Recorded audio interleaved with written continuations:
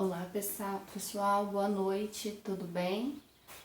Pessoal, hoje eu tô aqui, né, então de novo pra gente estar falando sobre o nosso terceiro dia de apresentação. Hoje vai ser um tema relacionado à parte das formas e os planos, né? Então a gente vai estar dando continuidade aí, né, aos temas que a gente está abordando durante o estágio, né? Então a gente já falou um pouquinho sobre o ponto, a gente já falou um pouquinho sobre a linha. Agora a gente hoje vai estar abordando um pouquinho sobre essa questão aí dos planos, né, e das formas. Para quem ainda não me conhece, meu nome é Jaqueline Passarelli, né? Eu sou estudante de licenciatura em Artes Visuais pela instituição do Centro Universitário Internacional Uninter. E eu venho por meio desses vídeos, né, pessoal, mostrar para vocês o meu estágio de ensino médio, né, que por conta da pandemia, da Covid-19 e tudo mais, a faculdade ela deu essa opção pra gente em estar realizando nossos estágios de forma online, né? Então, por meio de vídeos, né, e tudo mais, a gente consegue estar mostrando para vocês um pouco mais desse universo da arte, né? Então, eu vim por meio desse vídeo hoje para estar mostrando para vocês, no nosso terceiro dia, que para estar elaborando esse estágio online, então a gente tem que fazer um plano de ação, né? Elaborar um plano de ação. E esse plano de ação, no meu caso, foi relacionado aos fundamentos da linguagem visual, né?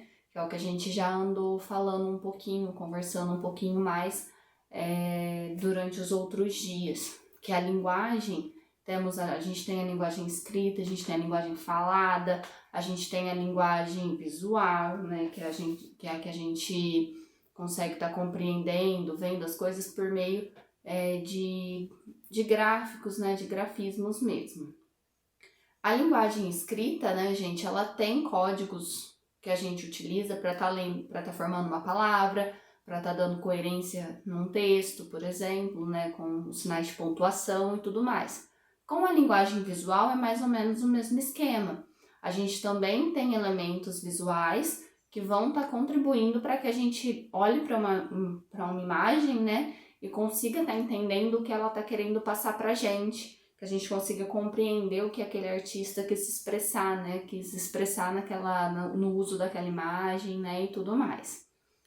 Além disso, né, pessoal, como a gente já falou, do ponto, que é o elemento básico, primordial, né, então é do ponto que vem surgindo todos os outros, vamos dizer assim, os outros parâmetros, né, que eu tô chegando a passar para vocês agora. Então, o ponto, ele é o elemento básico, ele está presente tanto na linguagem escrita quanto na linguagem visual. No caso da linguagem visual, que é o que a gente está trabalhando aqui nesse plano, né, o ponto, ele tem a função de estar transcendendo as outras formas, né? Então, do ponto, de uma sucessão de pontos, como a gente conversou um pouquinho durante os outros vídeos, né? De uma sucessão de pontos, surge a linha. A linha, ela também vai se transcender até chegar na parte da forma e do plano, que é o que a gente vai ver hoje. Então, esse código visual que a gente tem da linguagem, dos elementos visuais, né, dos elementos da linguagem visual, são muito interessantes, né? Por quê? Porque eles vão nos ajudar a compreender. Por exemplo, na parte que a gente trabalhou sobre a questão do ponto, eu trouxe para vocês algumas obras, né, que trabalham com a técnica do pontilhismo. Nessas obras, a gente consegue ver sensação de claro e escuro, a gente consegue ver sensação de luz e sombra, consegue ver sensação de profundidade e assim por diante, né? A gente tem um universo aí vasto para estar trabalhando nessa área aí do pontilhismo, né? E suas diferentes formas de expressão. Além disso, na parte da linha, eu trouxe para vocês, por exemplo, o Kandinsky, né? Que ele trabalha com elementos da linha. Então, a linha reta, a linha curva, a linha mista, né? E tudo mais. Porém, eu falei para vocês, né, um pouquinho no vídeo passado, que nem todas as linhas estavam presentes visualmente dentro de uma obra, né? Ah, mas como assim elas não estavam presentes, né, Jaque? Nem todas as linhas estão presentes, nem todas as linhas estão visivelmente presentes, né? Só da gente olhar, a gente já vê essa linha. Nem todas são assim. Então, tem linhas que elas estão presentes, mas não tão explícitas, né? A gente não consegue estar enxergando elas corretamente, né? A gente vê que tem o uso da linha, mas ela não tá lá desenhada mesmo, né? Ela tá presente, mas não tá, né? Vamos dizer assim. Que daí é o caso que eu mostrei para vocês, a obra da Última Ceia, né? Que tem a relação da perspectiva, né, gente? A perspectiva, ela é o quê, no caso? Ela é um ponto de fuga, né? No qual todas as linhas saem dele. Então, se a gente olhar bem para o centro daquela obra, a gente vai ver um ponto nela, bem no fim, em qual todas as linhas que estão fazendo estão indo para aquele mesmo ponto, que é o ponto mais distante da obra. Então, nesse caso da perspectiva, a gente consegue ver a questão, por exemplo,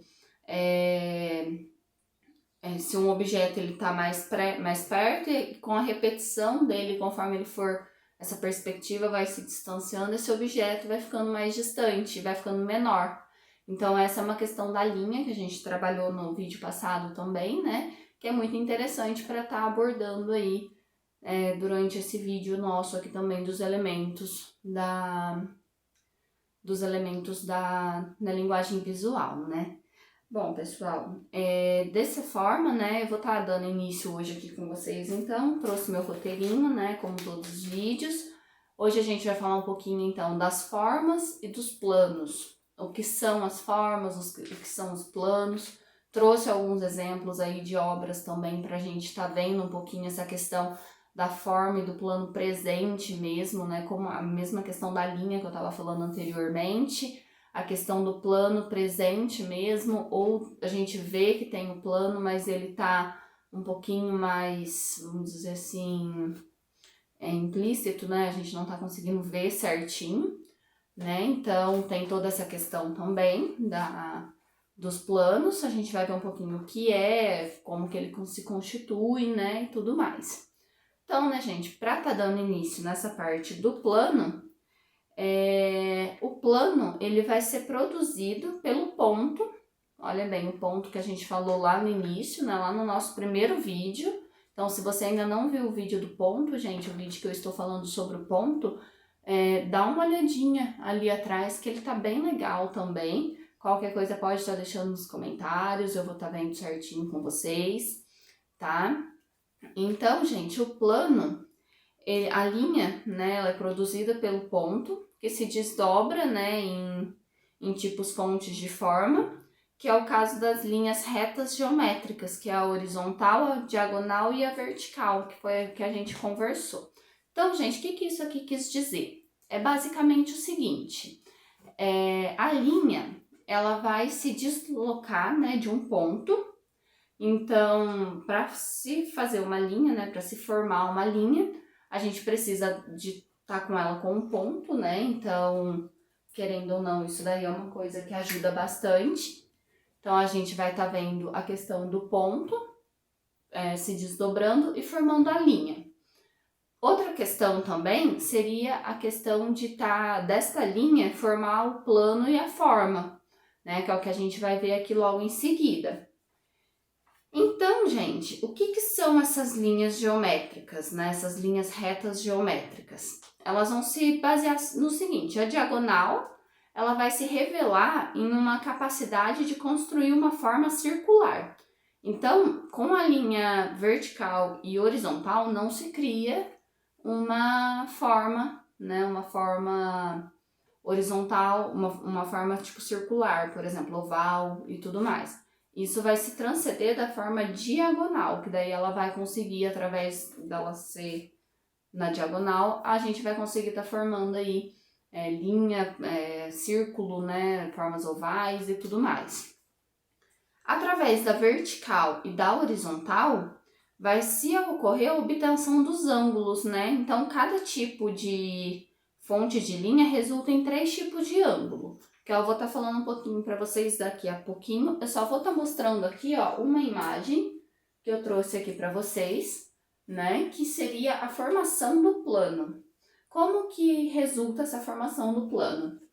A linha, que é a junção dos pontos, a junção dos pontos vai resultar numa linha. Essa linha, ela vai resultar, por exemplo, em uma textura, em uma forma para estar fazendo, por exemplo, a linha circular aqui, ó, ela é uma linha, né? Uma linha, vamos dizer, como a gente acabou de ver, uma linha diagonal, né? Que se transformou num círculo. Além disso, a gente tem as outras formas também. E como que essa linha vai se transformar num plano, gente? Lembra que eu falei lá atrás para vocês sobre a questão do ponto por acumulação? Que o ponto por acumulação, ele vai estar gerando ali, né, o ponto por acumulação, ele vai estar gerando uma forma, né, uma imagem mesmo. Então, ele vai transmitir a parte de luz, a parte de sombra, né, e tudo mais. A linha é mais ou menos parecida, só que a junção dela vai resultar no plano, né? Então, olha que legal. A linha, quando a gente vai aproximando ela uma da outra, ela vai começando a ser preenchida através do centro, né? Como está explícito aqui no segundo círculo. E logo em seguida, ela acaba preenchendo a forma toda. Quanto mais linhas a gente for puxando desse ponto de fuga, que seria o centro do círculo, né, no caso aqui, pode ser outras formas também. Quanto mais a gente for puxando linha, né, gente, mais ele vai estar, vamos dizer assim, né, fechando essa forma e criando em seguida o plano, né, que é primordial aí, que é um dos elementos básicos aí mesmo da linha, né? Então, a junção de linhas para a formação do plano. Então, conforme a linha vai se juntando, vai ficando mais densa, né, vamos dizer assim, conforme quanto mais linhas for tendo dentro daquela imagem, mais vai fechando o plano, até que ele se fecha por completo, né? E acaba criando essa questão do plano, né, que a gente já conhece. Além disso, gente, deixa eu ver aqui. Isso, ó. Além disso, outra forma que a gente tem para criar o plano, né, através da linha, seria o deslocamento da linha que forma o plano. Então, é mais ou menos aquela mesma questão do ponto. Conforme ele vai andando, né, ó, por exemplo, conforme o espaçamento entre as linhas vai ficando mais juntinho, se forma o plano fechado completo, que é a mesma coisa que a gente viu na questão do ponto. Quanto menos espaço entre os pontos, mais ele forma uma linha reta, né, mais ele vai formar um segmento de reta aí, né.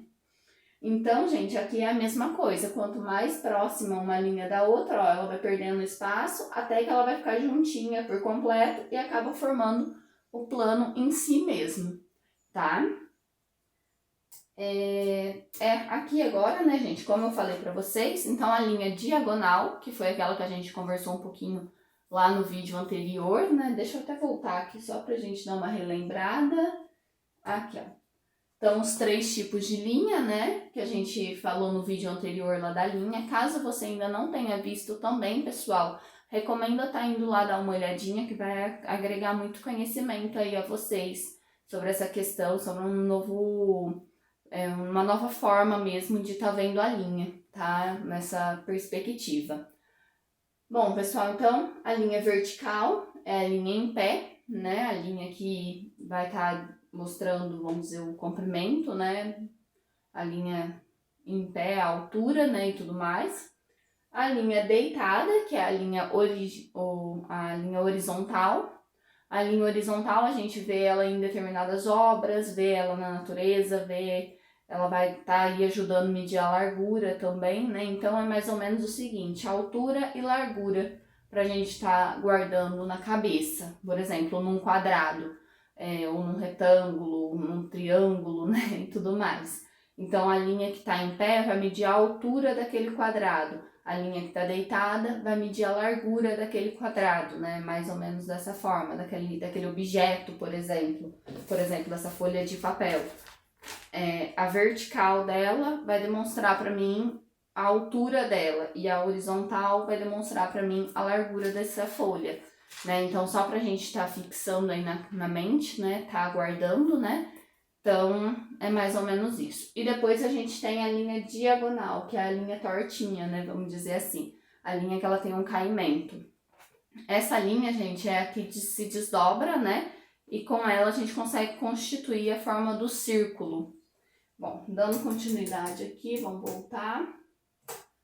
Nessa parte dos ângulos agora, né, gente? Garanto aí que muita gente já conhece esses nossos amigos, né? Daí das aulas de matemática, das aulas de arte também, quem já trabalhou aí um pouquinho. O que são os ângulos, gente? Os ângulos, eles vão ser formados por uma linha vertical e uma horizontal. Então, por exemplo, vamos supor, a linha vertical e a horizontal vai ser a obtenção dos ângulos. Então, cada tipo de fonte-linha resulta em 3 tipos de ângulo. Então, a gente tem 3 tipos de linha e cada um deles vai resultar em um tipo de ângulo. Então, aqui a gente vê presente a linha diagonal, a linha vertical e horizontal e a linha horizontal. Então, vamos lá para a gente ver o que esses tipos de ângulo quer dizer, né? Então, quais são os 3 tipos de ângulo que essas linhas vão estar desenvolvendo, né? Vão estar botando aí a prática. O ângulo agudo, né? Que é esse daqui pequenininho, que geralmente a gente encontra ele no triângulo equilátero. O ângulo reto, que geralmente é o de 90, que é o que a gente encontra ele geralmente no quadrado, né? Então, mais ou menos aí os 90 graus, vamos dizer assim. E o ângulo obtuso, que geralmente é o que a gente encontra no círculo, né? Vamos dizer assim, cortando o círculo aqui no meio, a gente vai ter o ângulo obtuso, que geralmente aí é mais ou menos os 180 graus, né? Então, esses são os 3 tipos de ângulo, né? E a combinação entre linha e ângulos resulta em 3 formas básicas, que são o triângulo equilátero, o quadrado e o círculo, tá? Então, olha bem que legal. De 3 linhas, formam-se 3 ângulos e de 3 ângulos, 3 formas básicas, 3 formas geométricas básicas, né? Que são as mais conhecidas, o triângulo, o quadrado e o círculo. Além disso, gente, a gente vai ver um pouquinho sobre a cor também no nosso 5º dia de apresentação. Então, vamos deixar aí mais ou menos no suspense, né? Mas eu vou adiantar uma coisa para vocês. Essas 3 formas, elas vão corresponder, né, em se interligar pelas cores primárias. Então, a gente pode ver aí muita forma geométrica, vamos dizer, representada aí pelas cores azul, vermelha e amarela, né? Que são as 3 cores primárias. O que vai acontecer nessas 3 cores, gente? O que vai ser o auge delas, né? A ênfase delas? Muitos jogos, muitos materiais didáticos, vamos dizer assim, eles vão trazer nessa releitura. Então, como que vai ser essa releitura? O círculo vai ser representado pelo azul, o quadrado pelo vermelho e o triângulo pelo amarelo, que são as 3 cores primárias. Então, a gente pode ver em muito livro didático essa questão, né, das 3 cores, nas 3 formas. Muitos jogos com formas geométricas também vêm com essa variação de cor, né? E isso daí tem toda uma história, né, gente? Vem desde lá do descobrimento dessa questão de formas e planos, né? Então, olha como um está interligado com o outro, né? Novamente, a gente entra nessa questão de como um elemento visual ele está interligado com o outro. Então, o ponto forma a linha forma o plano. Dentro desse plano, a gente já viu a cor, né? Então, olha que legal, né? Quanto que agrega, né? Um ajuda a gente a fazer a leitura do outro, né? Então, a gente vai ver aí também na parte dos exemplos essa questão aí de como que a gente pode estar desenvolvendo, né? Tipo, o que a gente pode estar encontrando aí numa obra com esse tema aí do plano, né? Do plano e da forma, porém com outros elementos aí também presentes. Bom, gente, dando continuidade aqui, então, né?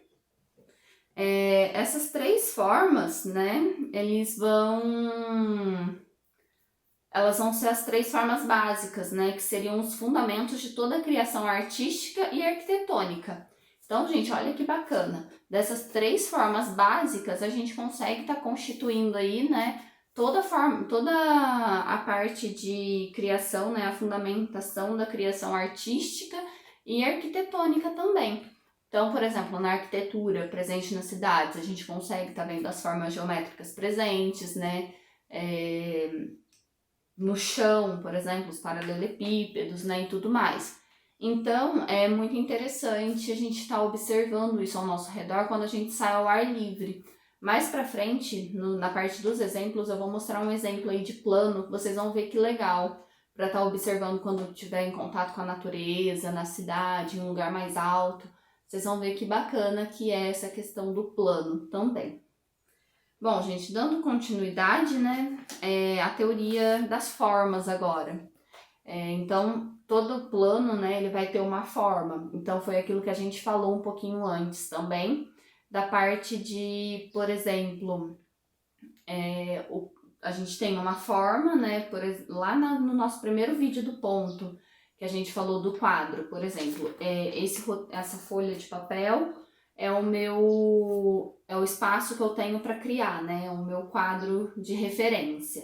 Então, dentro do meu quadro de referência, eu vou colocar os elementos, né, gente? Então, supondo que eu faça um círculo aqui no meio. Fazendo um círculo aqui no meio do meu quadro de referência, o que tiver dentro do círculo vai ser a forma, e o que tiver fora desse círculo vai ser o fundo, que daí entra nessas duas questões aí o plano, né? A forma e o fundo, o plano e o fundo, né? E tudo mais. Dessa forma, né, gente, entra a questão da teoria das formas. O que é essa teoria das formas, gente? Essa teoria das formas, ela vai se basear no ordenamento dos elementos, já que os elementos são o material da arte. Então, a gente vai olhar uma obra, a gente vai estar olhando lá, vai estar observando quais elementos que estão presentes naquela obra, constituindo aquela obra. E através desses elementos, a gente vai ver, né, o final, o material da arte, que é a criação artística, né, o material final, vamos dizer assim. Então, gente, dentro dessa teoria das formas, a gente tem a construção, né, que vai se tratar da composição racional dos elementos, e é uma organização. E a gente vai ter a composição, que ela é a subordinação interiormente conforme finalidade, ou dos elementos isolados, ou da construção para o fim pictórico concreto. Né? Então, essa teoria das formas, gente, ela é muito interessante. Só para resumir, então, né, só para a gente entender melhor, pontos, linhas e formas, né, vão formar uma composição, apoiados a um plano original, que é formado por 2 pares de linhas horizontais e verticais. Sendo assim, o plano é outro elemento de suma importância da linguagem visual. Então, gente, vamos entender melhor, né? Então, com ponto, linha e plano, a gente vai formar uma composição visual, uma obra artística mesmo. Apoiados a um plano original, que é formado por 2 pares de linhas horizontais ou verticais. Então, vamos mostrar aqui um exemplo. Ó, as linhas horizontais e verticais que fecham um plano. Então, com 2 pares de linha, eu consigo fechar um plano. Então, por exemplo, ó, uma linha vertical, né, e uma horizontal, 2 pares de cada, eu fechei um quadrado. É mais ou menos essa questão que eu quis trazer aqui para vocês da teoria das formas. Então, com 2 pares de linha, a gente consegue formar um plano. Porque dentro desse plano aqui agora, ó, dentro dessa forma, o que está fora dele vai ser plano, né? Vai ser o fundo. E o que está dentro vai ser a forma, que vai ser onde vai estar a composição. É que nem se ela fosse o nosso quadro de referência, né? Então, gente, agora, para a gente dar continuidade aqui, então, eu vou estar esmiuçando um pouquinho o que é o plano e o que é a forma, tá? Então, para isso, a gente vai começar um pouquinho falando sobre o que é o plano, em primeiro lugar, né? A gente vai começar pelo plano. O que é o plano, então, né, gente? O plano, ele vai se caracterizar por uma superfície contínua bidimensional, que se estende em uma altura e uma largura. Então, gente, a gente pode ver que o plano, ele é bidimensional, ou seja, ele é referenciado pela altura e pela largura. Ele não tem profundidade, que se tivesse altura, largura e profundidade, seria então um plano tridimensional, né? Então daí já seria uma escultura, um objeto, né? Então seria alguma coisa que a gente consiga estar vendo a altura dele, a largura que ele tem, né? Então a altura, a largura e a profundidade, que é o que está em volta dele, né? A gente tem 3 medidas na forma tridimensional. E na bidimensional tem apenas a largura e a altura, que geralmente é obras feitas, por exemplo, numa folha de papel, num quadro, numa parede, num painel, um outdoor, que ele não vai ter a profundidade. Ele pode ter a profundidade presente na imagem, que daí é aquela questão da última ceia que eu mostrei para vocês no vídeo anterior, né? A questão da perspectiva. Ele pode ter perspectiva presente, né, para estar dando a sensação de profundidade, porém ele não vai ter a profundidade em si, né, que nenhum objeto tem, por exemplo, tá? Então ele vai ter mais essa questão do bidimensional e do tridimensional, mas ele não vai ter essa parte essa parte da profundidade vista mesmo. Por exemplo, quando eu dobro a folha de papel assim, ó, vamos supor. Aqui, ó, a gente já pode ver que ela vai ter uma altura, uma largura, mas ela tem uma profundidade também, né? Que é a medidinha de assim, vamos dizer assim. Então, eu consigo olhar ela, vamos dizer assim, em toda a circunferência dela. Então, por exemplo, a frente não vai ser igual atrás e aqui nas laterais também não vão ser iguais, né? Vamos dizer assim. Daí são os casos da escultura, né? E tudo mais. Bom, gente, então o que é o plano, né?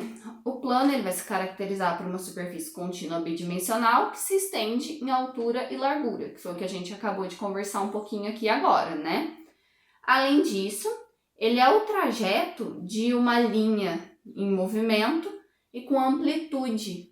Então, ele vai entrar naquela questão que eu falei para vocês, né? Ó, dessa questãozinha aqui. A linha em movimento, né, ficando cada vez mais ampla, que é essa questão que eu falei para vocês. A linha vai diminuindo o espaçamento entre a linha até que ela vai ficar completamente fechada, se transformando assim no plano. Além disso, né, pessoal, ele vai também, a linha ela vai se fechar para se formar a forma, ou seja, um plano delimitado, que daí seria a questão dessa imagem aqui, que a gente conversou um pouquinho, né?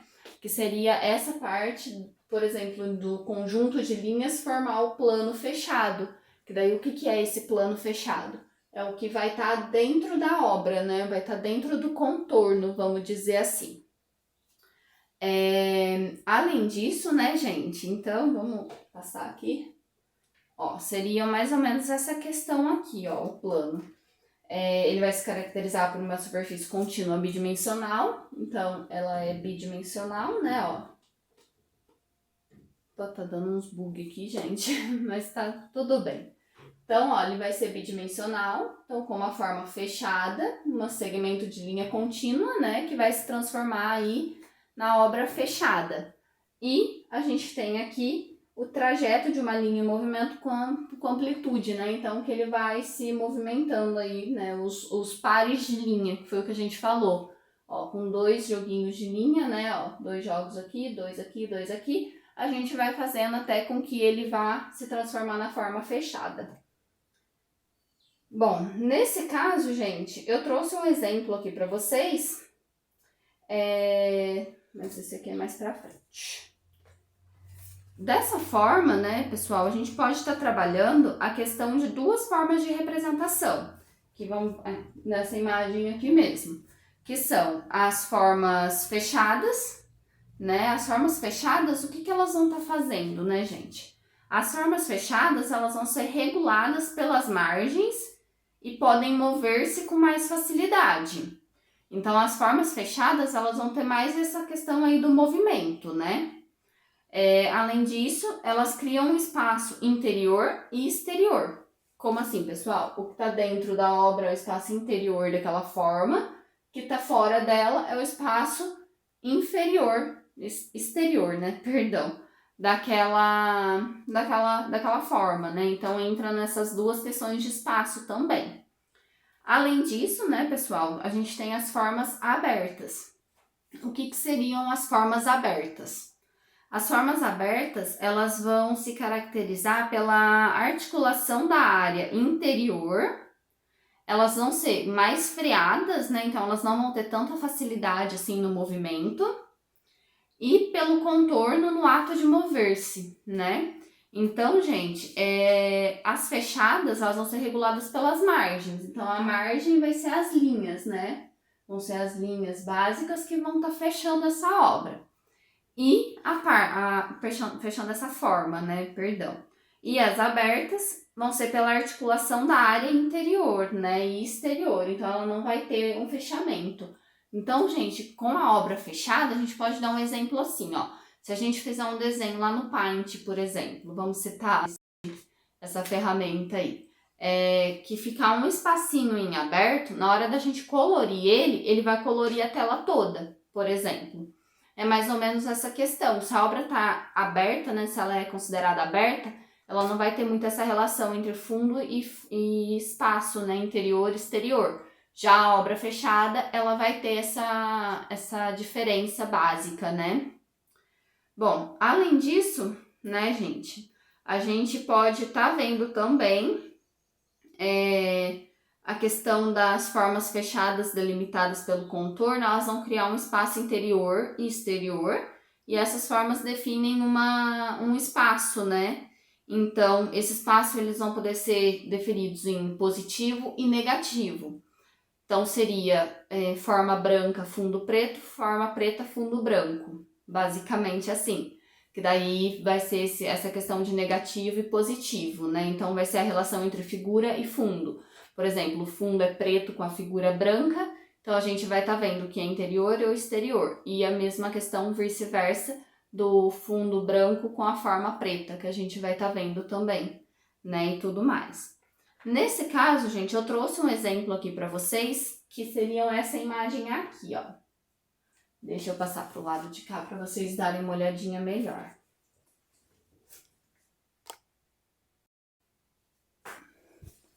Então, gente, eu trouxe esse exemplo aqui para vocês, né?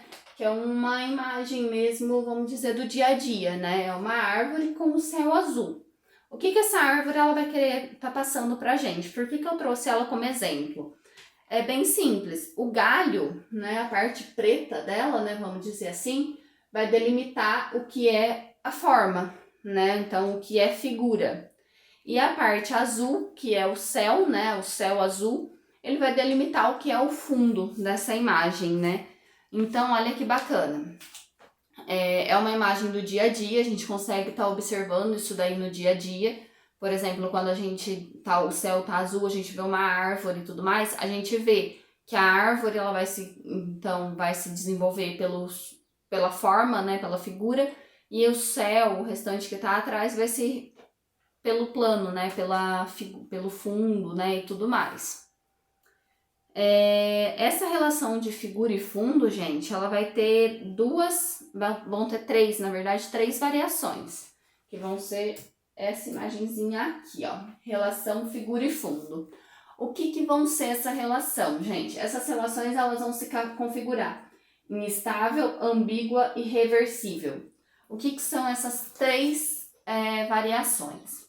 A estável, ela vai se caracterizar, né, pela forma que ela é bem delimitada, pois o fundo e o motivo são percebidos de maneira direta, que é essa questão aqui, ó. Então, só de olhar para a forma, né, pessoal, a gente já consegue estar vendo uma estrela roxa no fundo azul, por exemplo. Então, é mais ou menos essa questão que eu quis trazer para vocês. Então, essa questão da relação figura e fundo estável é essa questão da gente olhar para a forma e já ver lá uma figura com fundo. Mesma coisa da imagem anterior aqui, ó. A gente pode considerar essa daqui uma obra estável, por exemplo. Porque só de olhar a gente vê que a árvore vai ser a figura e o fundo vai ser o céu azul, né? Além disso, a gente tem a questão também, né, da relação reversível, né, que seria quando os elementos positivos e negativos atraem a mesma a mesma atenção nossa, né, que seria a segunda imagem aqui quadriculada. Então a gente olha para ela, então a gente vê o que é figura, o que é fundo, né? Então temos dois elementos, porém esses dois elementos estão divididos de forma igual. Então eles chamam a nossa atenção de forma igual. Não tem uma diferença como na primeira, que a gente já olha e vê uma estrela, né? A gente vê o que é fundo e vê o que é figura. Nesse daqui a gente olha, vê que tem dois elementos, mas não consegue distinguir a diferença entre os dois, né? Que é bem interessante. E por final, né, gente, a ambígua. Que a ambígua ela vai ser o quê? Quando não existe uma relação clara entre positivo e negativo, e o mesmo encontra-se, né, entrelaçado ao fundo, confundindo a gente. Que seria essa questão aqui, ó. Essa questão, gente, a gente olha, a gente não consegue distinguir o que é fundo e o que é forma, né? A gente vê que tem duas cores e tudo mais, mas a gente não consegue ver certinho o que ela tá formando, qual que tá mais presente, qual tá menos, né, e tudo mais. Então dá uma confundida aí na mente do observador, né, e tudo mais, que também é bem interessante a gente tá vendo. Que daí seriam essa questão aqui das formas, né, dos planos, né, perdão. Dando continuidade, então, pessoal, agora a gente vai ver um pouquinho sobre as formas básicas, né, um pouquinho sobre a questão das formas agora. Então, gente, o que é uma forma? A forma é algo material em nossa experiência, né? Então, tudo que é visível pela gente, tudo que é visível pelo nosso olho, né, vamos dizer assim, ele vai ter uma forma e por meio dela que percebemos o mundo em nossa volta. Então, tudo que a gente olhar, ele vai ter uma forma, gente. A gente vai falar um pouquinho sobre a classificação das formas daqui a pouco, daí vocês vão entender melhor. Mas tudo vai ter uma forma. Então, se a gente olhar lá para o céu, a gente vai ver as formas das nuvens, a gente vai ver o formato do sol, né, que geralmente a gente olha, não dá para ver muito bem, mas dá para ter uma noção de um formato mais redondo, né, vamos dizer assim. Se a gente olha para uma paisagem, a gente vai ver, por exemplo, uma paisagem na cidade, a gente vai ver formas retangulares, triângulos, quadrados na parte da arquitetônica, né, da área arquitetônica, além de círculo e tudo mais durante por conta mesmo dessa parte. Então, tudo que existe no mundo e a gente vê, ele vai ter uma forma, seja ela qual for, né? Então, gente, a classificação das formas, elas vão ter 4 classificações, que são as bidimensionais. Vamos dizer aqui, ó, folha de papel, um desenho vai ser uma obra bidimensional. Então, nessa obra bidimensional é o que a gente estava conversando agora há pouco, que vai ter uma largura e uma altura. Então, isso é uma obra bidimensional, é uma forma bidimensional, né? Vamos dizer assim. Então, elas vão apresentar um comprimento, o comprimento, né, que seria a vertical, e uma largura, que seria a horizontal. Vai ter também a questão das formas tridimensionais, né, pessoal? O que é uma forma tridimensional? Por exemplo, ó, o controle remoto aqui da TV, né? Então, por exemplo, ele vai ter uma altura, vai ter uma largura e vai ter uma profundidade, né? Então, a profundidade se caracteriza pelo, vamos dizer, pelo enchimento dele, né? Pelo quanto ele é larguinho, né? Vamos dizer, cheinho, né? Então, por exemplo, ó, a altura do controle é essa daqui, a largura é essa e a profundidade vai ser essa daqui, ó. Por exemplo, então isso daqui já é um objeto tridimensional, né? A gente consegue ver ele por todos os ângulos. Fora esses dois, que são os mais, vamos dizer, são os mais comuns, né? Os mais conhecidos, a gente vai ter as figurativas, que vão representar uma figura mesmo, por exemplo. Então, vamos voltar uma aqui, ó. Uma obra figurativa. Essa obra figurativa, gente, ele vai representar um elemento do mundo real. Então, por exemplo, eu vou pegar uma laranja e vou pintar ele numa forma tridimensional ou vou esculpir ela num tridimensional. Essa obra, ela vai, vamos dizer assim, que esse elemento, né, essa classificação, né, ela vai ser uma obra figurativa, porque a gente vai olhar para ela e vai ver o que que é. Então, por exemplo, vou pegar esse controle aqui, né, e vou transformar ele numa obra figurativa. Então, vai ser uma coisa que só de olhar eu vou conseguir entender o que que é. Além disso, a gente vai ter as abstratas, né, que elas não apresentam um tema reconhecível. Então, a obra abstrata, eles vão pegar, vai ter um elemento lá, vai falar, não, é o controle remoto.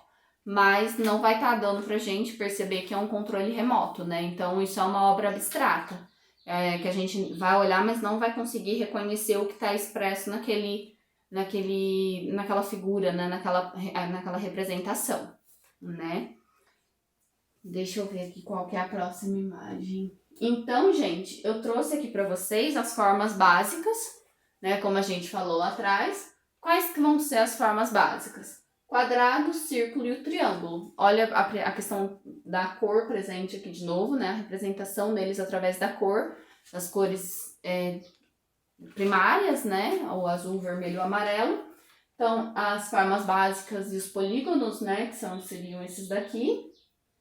Então, gente, essas formas básicas e polígonos, eles vão ser classificados como os diferentes tipos de forma. Olha, de diferentes tipos de formas, eu vou ter 5 diferentes tipos de forma.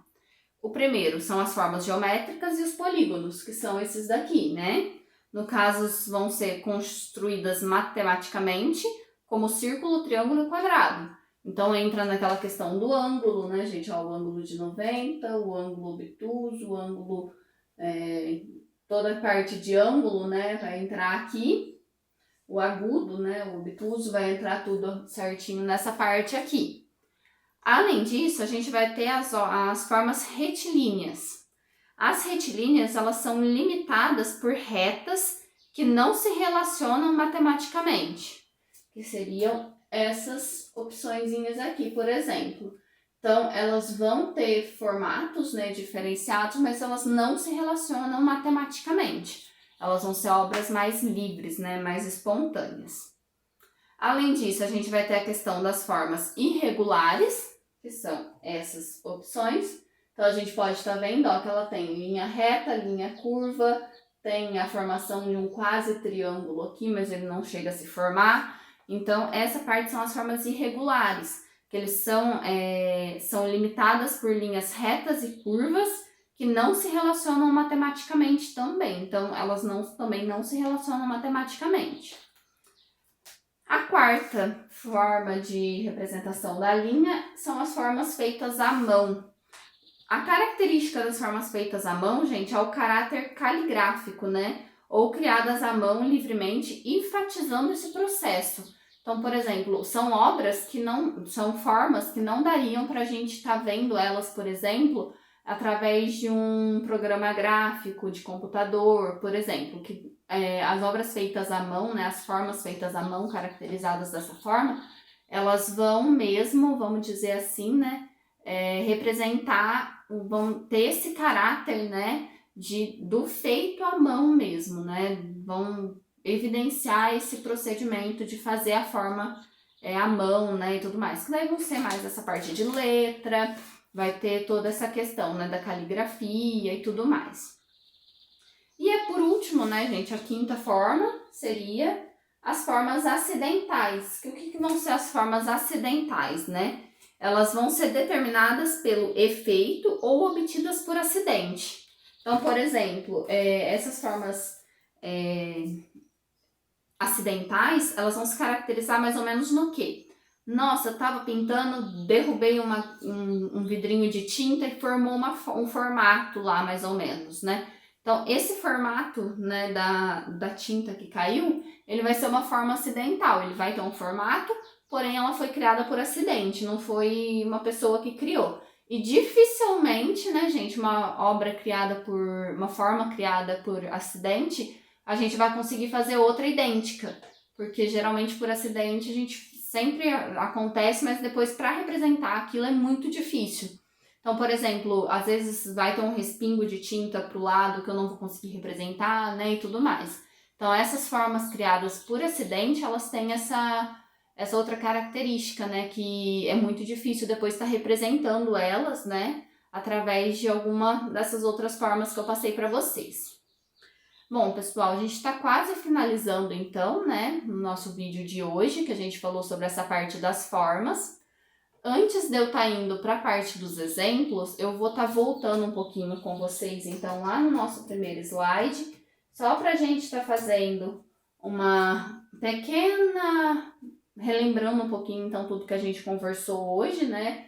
Então, o que é o plano, né, gente? O plano é uma junção de linhas, que são criadas, essas linhas que são criadas através de uma sucessão de pontos que formam as linhas, e essa mesma sucessão de linhas que vão formar um plano fechado, e que geralmente eles começam a se fechar no nosso ponto de fuga, que no caso aqui nessa imagem seria no centro. Então essa linha vai se juntando, até ela acabar formando por completo, né, um plano, que seria a última imagenzinha aqui. O deslocamento da linha, né? Então a mesma questão do ponto, quanto mais próxima uma linha da outra, menos espaço entre elas vai ter e vai formando assim cada vez mais o ponto, a questão do plano, né? Da forma. Além disso, as linhas retas, né? Vamos dizer as horizontais e verticais, né? A junção delas duas vão acabar formando nos três ângulos, que são o ângulo agudo, reto e obtuso, e esses ângulos vão formar as três formas básicas, que vão ser o triângulo equilátero, o quadrado e o círculo. Além disso, né, pessoal, a gente vai ter as três formas básicas ainda relacionadas à questão das cores primárias, então o círculo em azul, o amarelo, o triângulo representado no amarelo e o quadrado representado pelo vermelho. A gente vai ver que dois pares de linhas horizontais e verticais vão fechar o plano, né? Então, a gente tem o parzinho, uma vertical e uma horizontal. Dois pares das mesmas formam um plano fechado, né? Uma forma mesma. A questão de formas abertas, né? Então, sem o fechamento, né? Dos ângulos. E da questão das formas fechadas, visando também a questão de positivo e negativo. Então, fundo preto, forma branca, forma preta, fundo branco, né? Aquela questão que eu brinquei com vocês. A gente pode ver, então, os exemplos presentes aí no nosso dia a dia, né? Que são a questão, por exemplo, essa imagem que eu trouxe para vocês dos galhos de árvore, né? Que a gente vê direto no nosso cotidiano. A questão de figura e fundo, né? Visando a estável, a reversível e a ambígua, né? Então, tem essa questão também. E as diferentes formas, né? Que são as formas básicas e os polígonos, as formas retilíneas, as formas irregulares, as formas feitas à mão e as formas acidentais. Então, vamos lá para o nosso primeiro exemplo, né, pessoal? Para a gente já estar finalizando aí o vídeo de hoje também. Bom, pessoal, para estar exemplificando a questão dos planos hoje, eu trouxe essa obra aqui, deixa eu passar pro lado de cá. Eu trouxe essa obra aqui, que ela é de Cézanne, o Cesto de Maçãs. O que essa obra vai trazer pra gente, né, pessoal?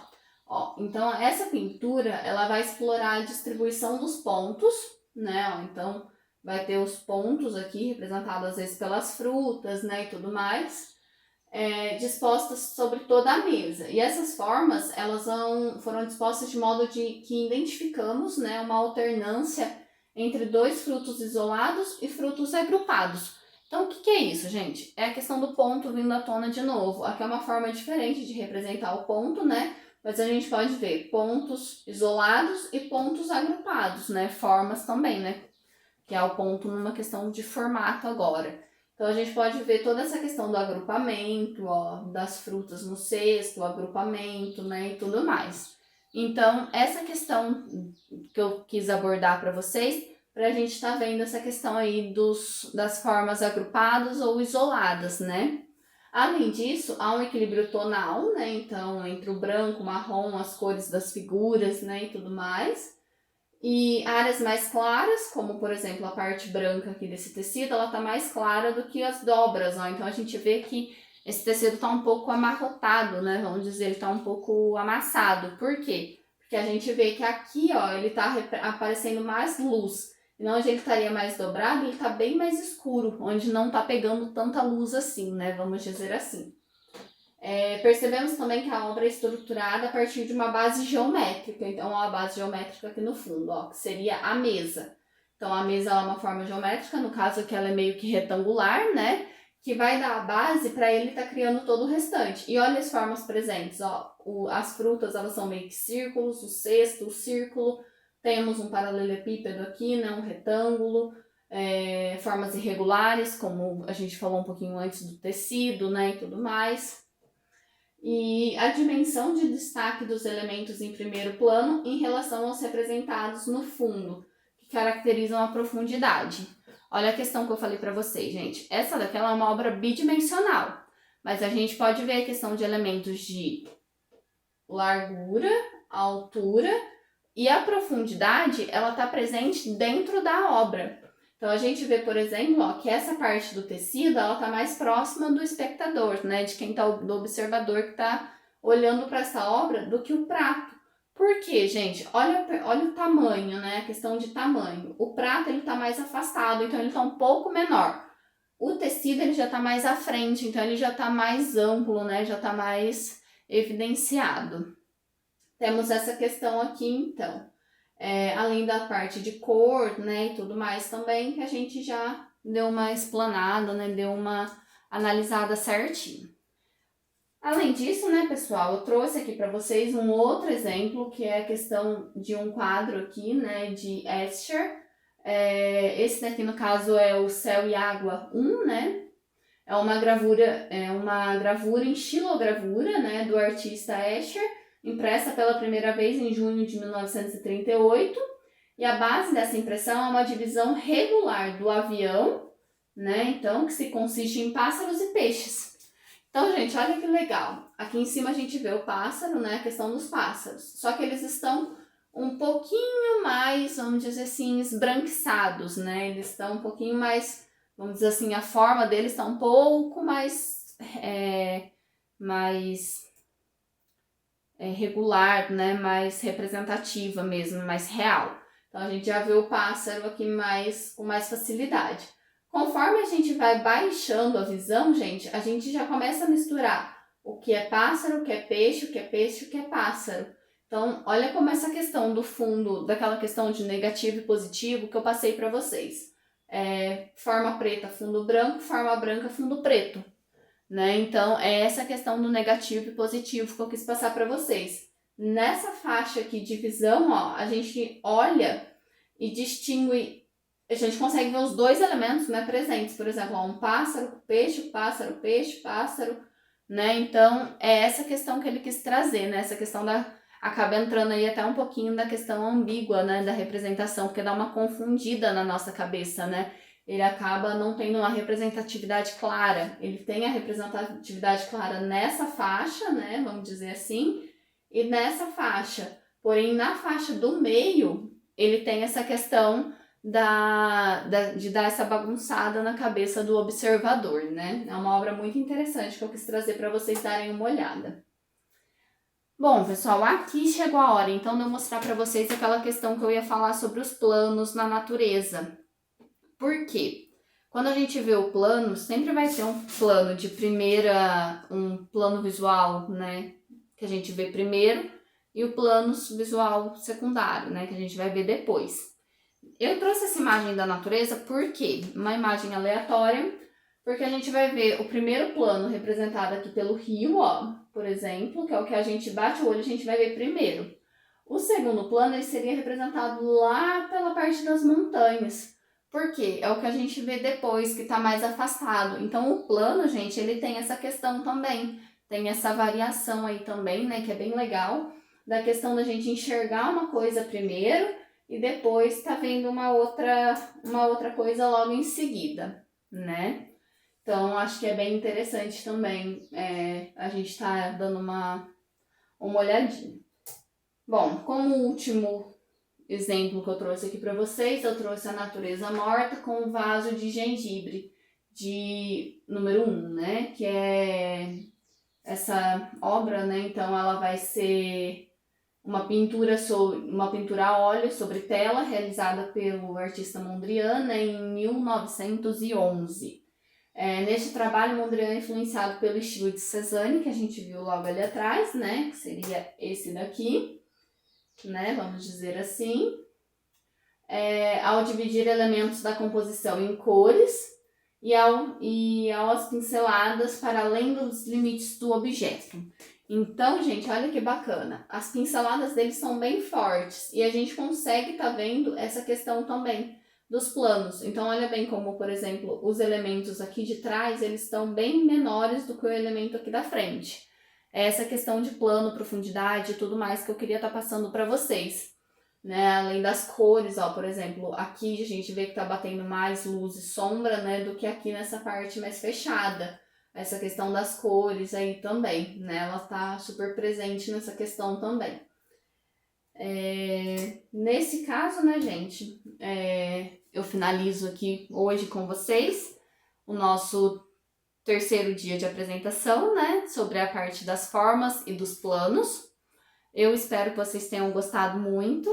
Tá? Eu vou estar deixando lá no último vídeo, pessoal, no vídeo de revisão, alguns exemplos que a gente vai estar fazendo meio que juntos, né? Sobre a representação do ponto, da linha, do plano, da forma, né? E tudo mais, tá? Então a gente vai estar vendo toda essa questão juntos aí com alguns exemplos. Eu vou ver se consigo estar deixando lá para vocês darem uma olhadinha. Qualquer dúvida, pessoal, podem estar me chamando nos comentários. Eu vou estar aí presente para responder todo mundo, tá bom? Precisando, eu estou à disposição para estar sanando qualquer tipo de dúvida que vir a surgir sobre esse tema que a gente está abordando. Eu espero vocês, então, amanhã, né, gente, nesse mesmo horário, né, das 7 às 8 da noite, para a gente estar abordando, né, o nosso quarto dia de apresentação, que a gente vai falar um pouquinho das texturas amanhã. Eu espero que vocês tenham gostado do tema de hoje, espero encontrá-los bem amanhã, né, gente? Então, um beijo, um abraço, precisando, eu estou à disposição. Tchau, tchau, boa noite!